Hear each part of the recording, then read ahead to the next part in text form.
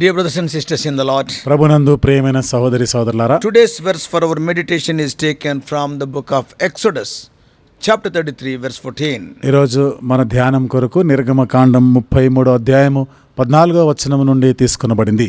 My presence shall go with thee and I'll give thee rest. నా సన్నిధి నీకు తోడుగా వచ్చును, నేను నీకు విశ్రాంతి కలుగజేసెదను. The background of Exodus 33rd chapter is very important. నిర్గమకాండం 33వ అధ్యాయం యొక్క నేపథ్యం అనేది మనకు చాలా ప్రాముఖ్యమైనది. In the previous chapter, అంతకు పూర్వము ఉన్న అధ్యాయంలో, that is chapter 32, అంటే 32వ అధ్యాయంలో, under the leadership of Aaron, Israelites worshipped the golden calf. అహరోను యొక్క నాయకత్వంలో ఇశ్రాయేలీయుల ప్రజలు బంగారు దూడని పూజించారు. After coming down from the mountain, ఆ కొండ మీద నుండి దిగి వచ్చిన తర్వాత Moses broke the tablets containing the 10 commandments. మోషే 10 ఆజ్ఞలు కలిగిన 2 పలకలని పగలగొడతారు. In that context of commotion, 3,000 deaths can be seen. ఆ సందర్భంలో ఆ గందరగోళమైనటువంటి పరిస్థితిలో 3,000 మంది చనిపోయినట్టుగా చూస్తాం. Again, we see Moses pleading God on behalf of the Israelites. మరలా మోషే ఇశ్రాయేలీయుల పక్షంగా వచ్చి దేవుని బ్రతిమాలుట చూస్తాం. In response to the sin of God's people in chapter 32, 32వ అధ్యాయంలో దేవుని ప్రజల పాపం చేసిన దానికి స్పందనగా God said in chapter 33, దేవుడు 33వ అధ్యాయంలో చెప్తున్నాడు, I have relented from destroying these people who have disobeyed me. They worshipped the idol instead of me. Therefore I will not go before them. వీరు లోబడనొల్లని ప్రజలు గనుక నేను మీతో కూడా రాను, త్రోవలో మిమ్మల్ని సంహరించదనేమో అన్నాడు. Lord said to Moses, దేవుడు మోషేతో చెప్పాడు, you take them to the promised land and I will not come. నీవు తీసుకోవా వీళ్ళందరినీ వాగ్దాన దేశాన్ని, నేనైతే రాను వీళ్ళతో But కూడా. Moses never wanted to take even one step apart from the fullness of the presence of God. అయితే దేవుని యొక్క సంపూర్ణ సన్నిధి లేనిది మోషే ఒక్క అడుగు కూడా ముందుకు వేయడానికి ఇష్టపడలేదు. The man of God Moses was. మోషే ఎంతటి దైవజనుడు కదా. Dear brothers and sisters, ప్రియమైన సహోదరి సోదరులారా, is the same true of us in our lives? మన జీవితాల్లో కూడా ఇట్లాగే ఉందా?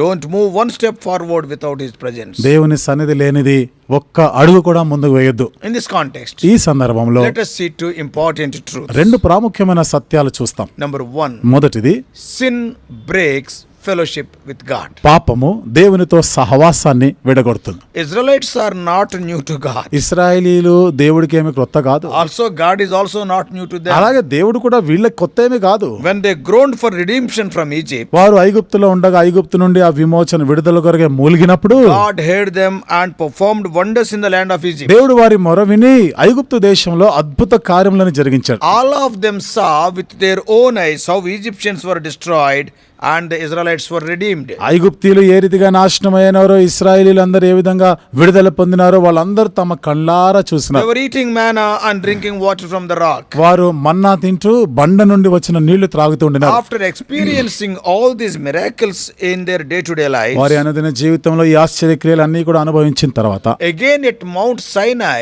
they sinned terribly. మరలా సినాయి పర్వతం దగ్గరకు వచ్చినప్పుడు భయంకరంగా పాపం చేసినారు. When Moses was with the Lord on Mount Sinai, మోషే సినాయి పర్వతం పైన దేవుని సన్నిధిలో దేవునితో కూడా ఉన్నప్పుడు people made and worshipped the golden calf. ప్రజలు బంగారంతో దూడను చేసి దానిని పూజిస్తున్నారు. The consequences of sin are terrible. ఆ పాపం యొక్క పరిణామాలు అనేవి ఎంతో భయంకరమైనవి. Firstly, మొదటిది, God threatened to destroy the people. దేవుడు ఆ ప్రజలందరినీ కూడా నాశనం చేస్తానని The చెప్పాడు. Lord relented after Moses interceding. మోషే విజ్ఞాపన బ్రతిమాలిన తర్వాత దేవుడు కొంతగా తగ్గినాడు, And పశ్చాత్తాపడ్డాడు. secondly, రెండవది, when Moses saw that scene, మోషే ఆ దృశ్యాన్ని చూసినప్పుడు he threw the tablets of the law. ధర్మశాస్త్రం ఆజ్ఞలు గల పలకలు He పగలగొట్టేసి broke them into pieces. వాటిని ముక్కలుగా చేసినాడు. Thirdly, మూడవది, Moses took that calf and burnt it. మోషే ఆ దూడ తీసుకొని దాన్ని కాల్చివేసినాడు. And he grounded it to powder. దానిని పూర్తిగా పొడి చేసినాడు. ఆయన Scattered it on water. దాన్ని నీళ్ళలో And కలిపేసినాడు. made the Israelites to drink it. ఇశ్రాయేలీయులు దాన్ని త్రాగాలని చెప్పినాడు. And fourthly, నాలుగవది, based on the call given by Moses, మోషేకి ఇవ్వబడినటువంటి ఆ పిలుపును బట్టి ఆధారంగా and Levites responded against their own brethren and 3,000 died.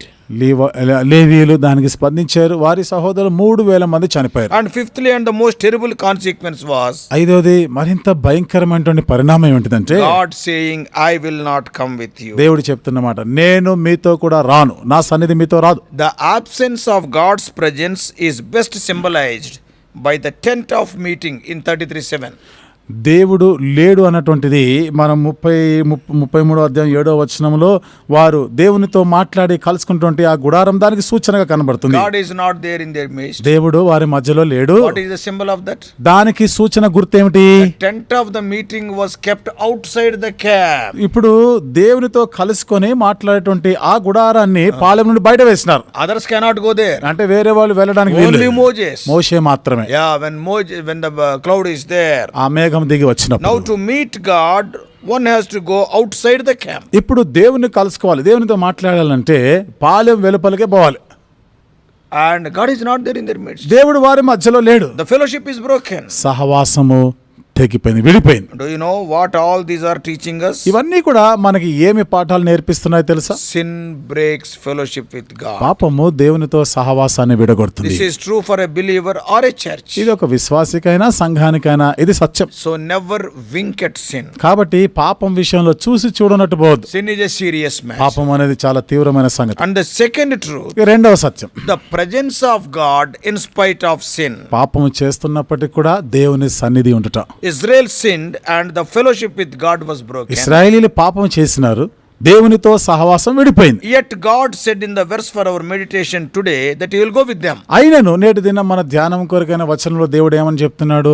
నా సన్నిధి నీకు తోడుగా వస్తుంది. How is it possible? ఇది ఎట్లా సాధ్యం? On what basis God changed his mind? దేనిని బట్టి ఆయన తన మనసు మార్చుకున్నాడు? We read in Exodus chapter 34. నిర్గమకాండం 34వ అధ్యాయంలో మనం చదివితే in verses 6 and 7. 6-7 వచనాల్లో That God is compassionate and gracious, slow to anger, abounding in love and faithfulness, keeping mercy for thousands and forgiving wickedness, rebellion and sin.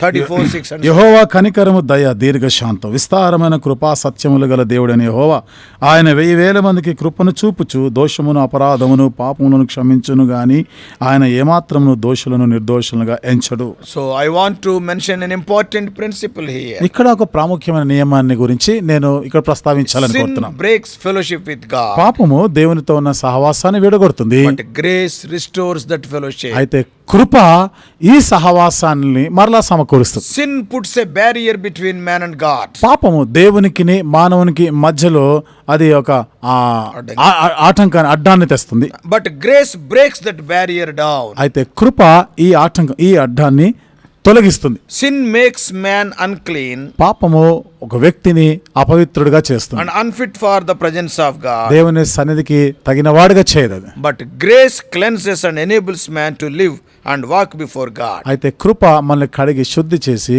దేవునితో కలిసి జీవించడానికి, దేవునితో నడిచేదానికి సహాయపడుతుంది. Of course, grace means. అయితే కృప అనగా Jesus have to come into the picture. యేసు ప్రభువారు ఇక్కడ దృశ్యంలోనికి రావాల్సి ఉంటుంది. Jesus is full of grace and truth. John 1:14. యోహాను సువార్త 1:14 యేసు ప్రభు కృపా సత్య సంపూర్ణుడై ఉన్నాడు. So dear brothers and sisters. కాబట్టి ప్రియమైన సహోదరి సహోదరులారా, Do you want God to go with you? దేవుడు నీతో కూడా రావాలని ఆశపడుతున్నావా? Without him what we can do nothing.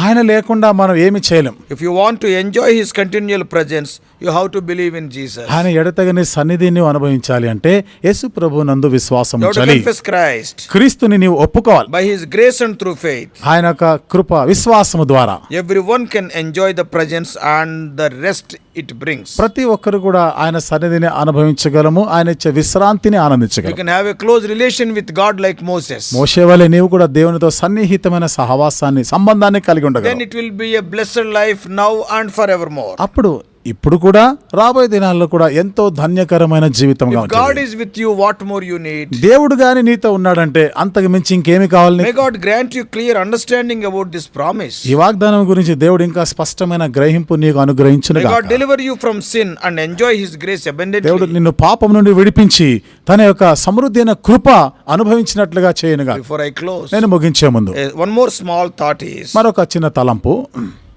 what is the use of entering into Canaan without God with them? దేవుడు వారితో లేకుండా, ఆయన సన్నిధి వారితో రాకుండా కనానులోకి వెళ్ళి మాత్రం ప్రయోజనం ఏమిటి? What is the use of milk and honey when God is not with you? దేవుడు వారితో లేకుండా పాలు తేనెలు అనుభవించవలన ఏం లాభం? Oh, some of us we will join some jobs. మనలో కొంతమంది కొన్ని ఉద్యోగాల్లో చేరతాం, God will not be there. దేవుడు అక్కడ ఉండడు. What is the use of getting pocket full of salary when God is not there in that income? నీ సంపాదన, నీ ఆదాయములో దేవుడు లేకుండా ఇంత ఎక్కువైనటువంటి ఆ మొత్తాన్ని నువ్వు జీతముగా సంపాదిస్తే లాభమేమిటి? Oh, you are so happy because you are getting a bulk of money. నీకు చాలా ఎక్కువ డబ్బు జీతం వస్తుందని సంతోషిస్తున్నావేమో. I am telling you. మీతో చెప్తున్నాను. 37:16 of Psalm says. 37వ కీర్తన 16వ వచనంలో అక్కడ రాయబడిన మాట. A righteous man hath is better than the multitudes of money of the wicked people. నీతిమంతునికి కలిగినది కొంచెమైనను బహుమంది భక్తిహీనులకున్న ధన సమృద్ధి కంటే శ్రేష్టం. Because whatever the righteous man is having, the Lord is mixing his blessings with that little money. ఎందుకనగా నీతిమంతుడు కలిగి ఉన్నది ఏ కొంచెం ఏదైనా కానీ దానితో దేవుని ఆశీర్వాదాలు కలిపి ఉంటాయి. That's why it is better than the multitudes of riches of the wicked people. అందుకనే భక్తిహీనులకున్న ధన సమృద్ధి కంటే కూడా ఈ కొంచెమే ఎక్కువ. Whatever you are enjoying in this world, ఈ లోకంలో నువ్వు దేన్నైతే ఆనందిస్తున్నావు, let it be anything. అది ఏదైనా కావచ్చు. Is God there or not? First yes certain. వాటిలో దేవుడు ఉన్నాడా లేడా అనేది మొదట నిశ్చయపరచుకోవాలి. Canaan is more valued because God is there. Conan అనేది ఎంత విలువైనది, ఎందుకు? దేవుడు ఉన్నాడు కాబట్టి. If God is not there, what is the use of those milk and honey and what are the fruits? ఒకవేళ దేవుడే గాని అక్కడ లేకపోతే పాలు తేనెలు ఉంటే ఏమి లాభము? అంత ఎక్కువైనటువంటి పండ్లు ఫలాలు ఉండే మాత్రం ఏమి లాభం? Remember, giver is more important than the gift. గుర్తుపెట్టుకోండి, బహుమానాలు ఈవుల కన్నా ఇచ్చినటువంటి ఆ బహుమానాలు ఇచ్చిన ఆ దాత, ఆ దేవుడు గొప్పవాడు. Today many people are joining some jobs where God cannot come. They are joining for their livelihood. ఈరోజు చాలా మంది వారి జీవనోపాధి కొరకై ఉద్యోగాల్లో చేరుతున్నారు. ఎక్కడైతే దేవుడు లేడో, దేవుడు నివసించడో అలాంటి ప్రాంతాలు దేవుడు అక్కడికి రాలేడు. ఆయన better not to join such jobs. అట్లాంటి ఉద్యోగాల్లో చేరకపోవడమే శ్రేష్టం. Such jobs will affect your spiritual life. అలాంటి ఉద్యోగాలు నీ ఆత్మీయ జీవితం పైన దుష్ప్రభావాన్ని తెస్తాయి.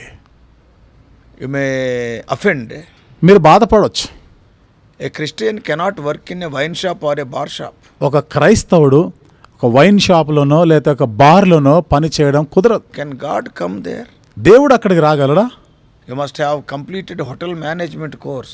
బహుశా నీవు హోటల్ మేనేజ్మెంట్ ఆ వృత్తిని నువ్వు చదువుని పూర్తి చేసుకొని ఉంటావు. But the thing is, you cannot work in a bar. అయితే గుర్తుంచుకో, బార్లో నీవు అంటే త్రాగుబోతులుండి దేవుని దూషిస్తున్న వారి మధ్యలో అక్కడ నువ్వు ఉద్యోగం చేయలేవు. Sinful activities will be going on. అన్ని పాప సంబంధమైనవి అక్కడ జరుగుతూ ఉంటాయి. No, I want to keep myself clean. No, that is not God's will. లేదు నేను మాత్రం పరిశుద్ధంగానే పవిత్రంగానే ఉంటాను అనేది కాదు. అక్కడ దేవుడు ఉండడు కదా. Sooner or later such jobs will affect your spiritual life. ఈ రోజు కాకపోయినా రేపైనా కానీ అలాంటి ఉద్యోగాలు నీ ఆత్మీయ జీవితం పైన దుష్ప్రభావాన్ని తెస్తాయి. Think twice before joining a job. అలాంటి ఉద్యోగంలో ఏదైనా ఉద్యోగం చేరే ముందు 2 సార్లైనా ఆలోచన చేయి. Think twice before purchasing a flat to live. నువ్వు ఏదైనా ఉండడానికి కొరకు ఇల్లు కానీ ఫ్లాట్ కానీ కొనేదానికి ముందు 2 సార్లు ఆలోచన చేయి. It must be very near to the house of God. దేవుని మందిరానికి అతి సమీపముగా ఉండాలి. Though it is cheaper, you may be getting a very very big flat or plot away from the house of God.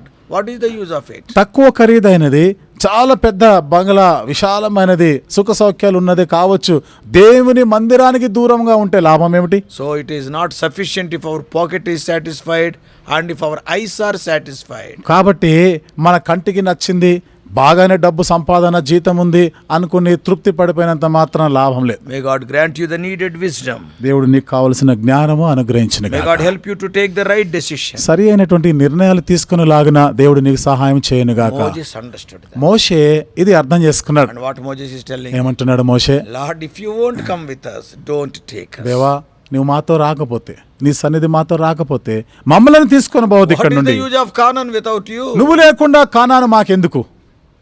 What about you? మీ సంగతి ఏమిటి? Let us pray. ప్రార్థన చేసుకుందాం. Loving heavenly Father, ప్రేమగల మా పరలోకపు తండ్రి, gracious God, కృపగల మా దేవా, what a humble man of God Moses is. మోషే ఎంత దీనుడైన దైవజనుడు ప్రభా. But for Moses, Israelites would be perished in the wilderness. అయితే మోషే లేకపోయి ఉంటే ప్రభా ఇశ్రాయేలీయులందరూ కూడా అరణ్యంలో నశించిపోయి ఉండేవారు. Time and again when they were going astray, he was standing as a mediator. ఓ ప్రభా, వారు దారి తప్పుతున్న ప్రతిసారి పదే ప్రభా మోషే వారికి అడ్డుపడ్డాడు. Oh Lord, sin separates people from God. పాపము దేవుని నుండి ప్రజలను వేరు చేస్తుంది. But we thank thee for the grace of God which is far more greater than the sin. అయితే పాపము కన్నా ఎన్నో రెట్లు గొప్పది మించినటువంటి దేవుని కృపను బట్టి మీకు స్తోత్రాలు. Oh Lord, the grace of God can forgive our sin. దేవుని కృప మా పాపములన్నీ కూడా క్షమించగలిగేది. It can take away the obstacle which came in between God and man. దేవునికి మానవునికి మధ్య వచ్చినటువంటి అడ్డు ఆటంకాన్ని తీసివేయగలిగిన సామర్థ్యం గలది. Help us to avail the grace that is available. ఓ దేవా, మాకు అందుబాటులో ఉన్న ఈ కృపని ప్రభా మేము ఉపయోగించుకునే దానికి సహాయం And చేయండి. also, O Lord, the decisions what we are taking in our day-to-day lives, help us to be wise. మా అనుదిన జీవితంలో మేము ఏమేమి నిర్ణయాలు తీసుకుంటున్నామో ఎంతో జ్ఞానయుక్తంగా ప్రవర్తించేదానికి సహాయం Lord, చేయండి. we are the people of eternity. ఓ దేవా, మేము నిత్యత్వము ఉండవలసిన Our ప్రజలు. life will not end when we leave this world. ప్రభా, మేము మా జీవితాలు ఈ లోకం విడిచిపెట్టడంతో ముగించబడేవి కావు. So help us to understand, O Lord, which is beneficial for us in eternity. ఓ ప్రభా, ఆ కారణాన్ని బట్టి నిత్యత్వంలో మాకు ప్రయోజనకరమైన వాటిని అనుసరించడానికి సహాయం చేయండి. O Lord, speak to us more. దేవా, మాతో ఇంకా అధికముగా మాట్లాడండి. Help us not to be hasty in taking decisions and further incurring spiritual loss. నిర్ణయాలు తీసుకునే విషయంలో తొందరపడకుండా రాబో దినాల్లో ప్రభా ఆత్మీయంగా నష్టపోకుండా ఉండలాగిన సహాయం In చేయండి. Jesus' precious name we pray. యేసు ప్రభు వారి అమూల్యమైన నామములో ప్రార్థించి వేడుకుంటున్నాం తండ్రి. Amen.